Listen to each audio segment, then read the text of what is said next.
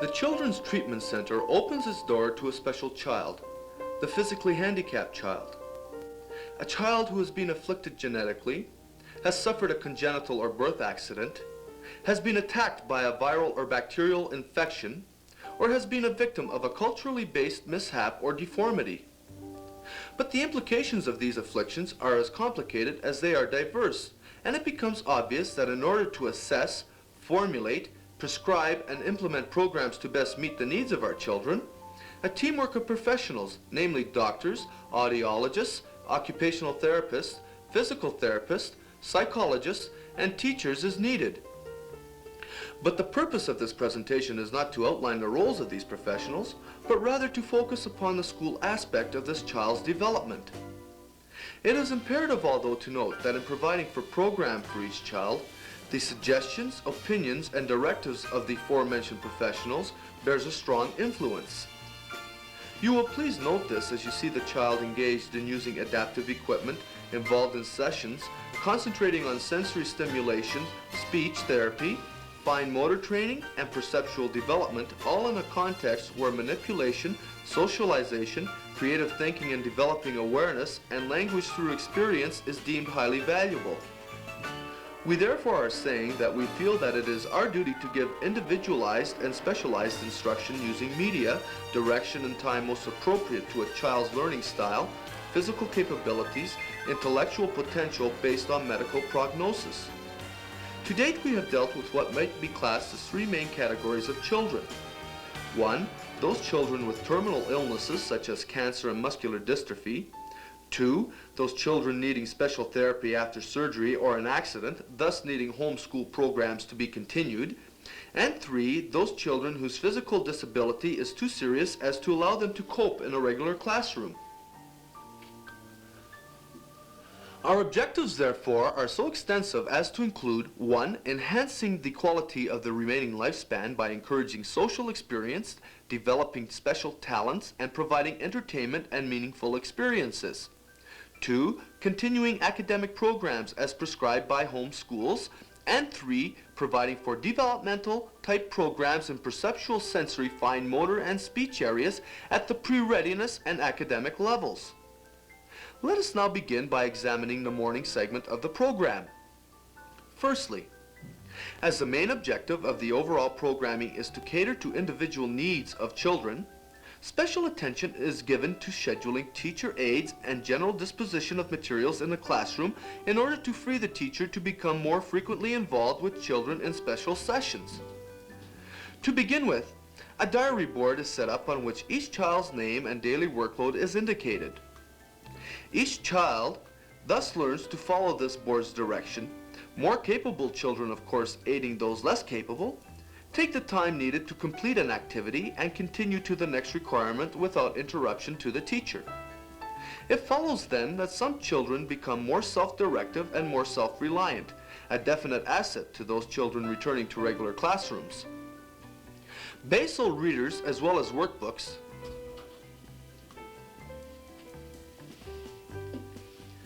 in mathematics and phonics are used. But much teaching and drill work takes the form of manipulative activities. Electronic aids, games, and special learning kits. It should be added here that many of our learning activities are made by our hospital's occupation therapy department. We, of course, supply the money and ideas, and they the manpower and equipment.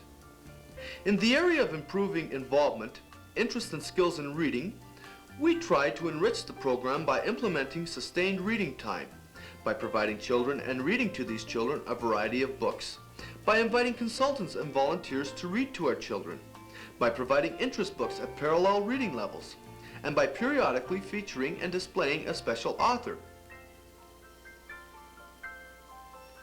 A special interest is displayed in this area as the children themselves are interested in writing their own stories.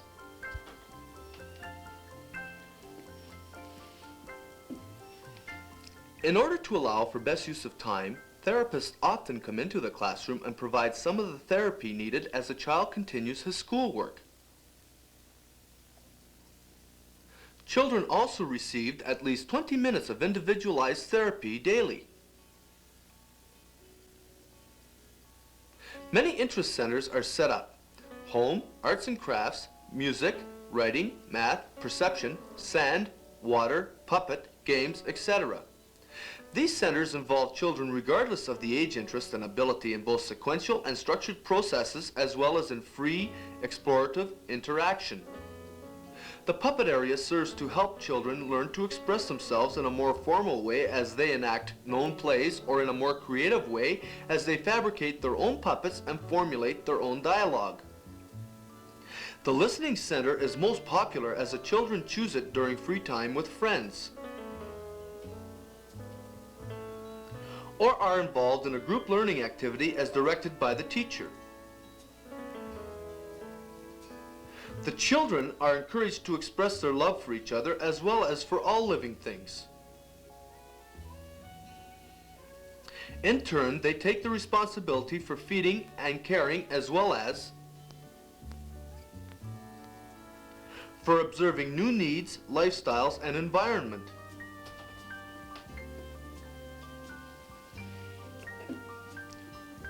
The centers most popular with the younger children are the sand, water, and toy centers.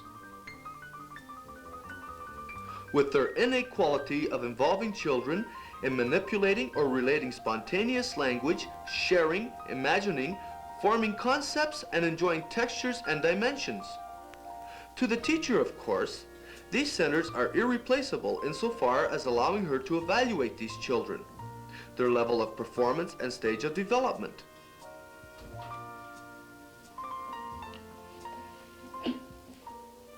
At noon, all full-time children retire to their own private lunchroom to eat their lunch. Most children can perform this task independently, needing only minimal help in setting themselves up. Children are taught proper eating habits and help to develop good table manners. Those children unable to eat independently are aided. The majority of our children's hands are from mildly to severely involved, and special adaptive equipment is used in order to aid them to perform a task at hand. We may then be speaking of a special pencil adapter, or a special head stick in the case of a child who is completely unable to use her hands, or a special type of scissor which allows for more simplified hand movements. A teacher then spends much time integrating and training in fine motor areas.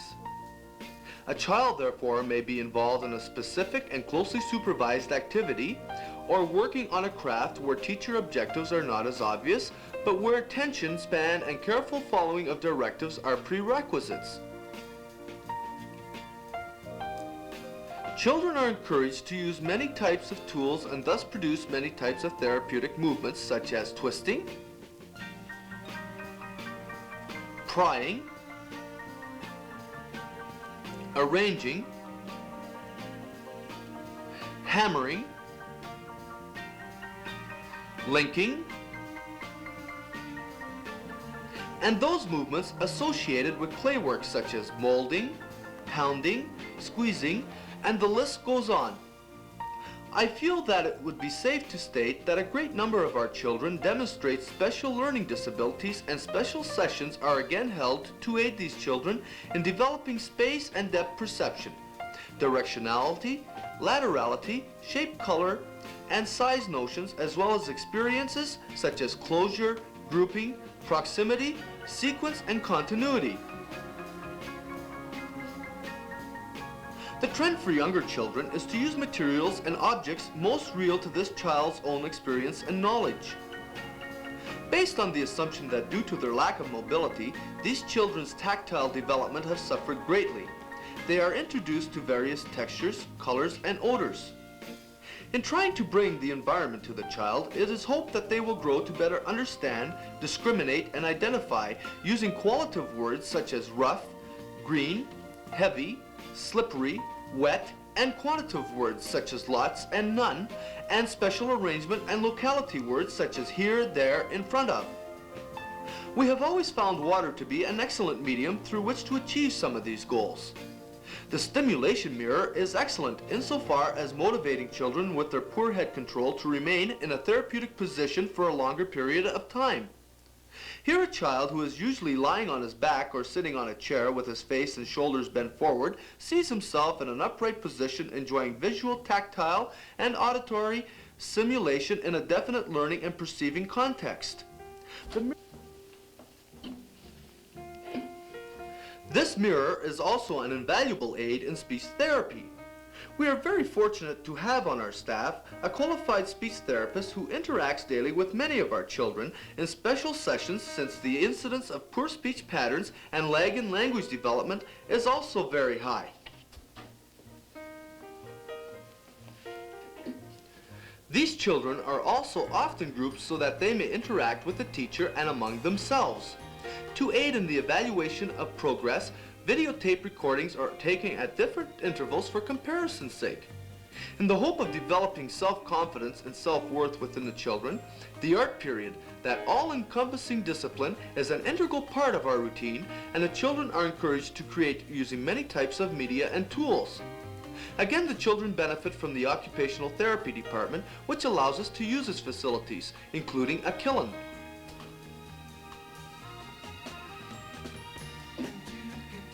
A special effort is made to display the children's artwork. In continuing with the objectives of the enriching program in the dimension of experiential form, the children are provided with the opportunity to cook and learn concepts, language and occupational skills so associated. In some instances, they express themselves emotionally, they measured, they manipulated, they took over, were then motivated to express themselves in written form, whether pictorially or in print, and took great pride in their production. Again, we see an instance of a child or a group of children learning proper health habits and participating in required chores. When special occasions arrive, we celebrate it and all share in the happy experience. We also often join the Francophone classes' happy experiences, which in this instance is in the preparation for Halloween. Making our own masks, getting dressed up, and trick-or-treating. Provision is often made for the children to have the opportunity to meet people. This group, which often includes all the children from the center, may be gathered to view a puppet play that has come from another school, to meet some of our community workers, to listen to a talented volunteer, or to view a film. Thanks to volunteer mothers and worthwhile community projects, the children are provided with the opportunity to travel and explore space outside the classroom. Specifically, the McDonald's touring bus took us to the Big Nickel, where we toured the underground facilities, and volunteer parents allowed for us to visit boutiques, music shops, pet stores, and other schools where special events were taking place. Children are allowed to spend money and buy those things they think would benefit us at the center. Here the children are writing thank you notes to a kind woman who donated money to us. And last but not least, we must mention that on a weekly basis, the children take part in a pool program supervised by therapists. Co-related with this activity, some of the children are involved in learning living skills such as how to dress and undress themselves more independently, as well as learning techniques in self-care. Again, you will notice parent involvement. I must conclude by saying that I hope this presentation has helped you better understand what goes on at the CTC school. Thank you for attending.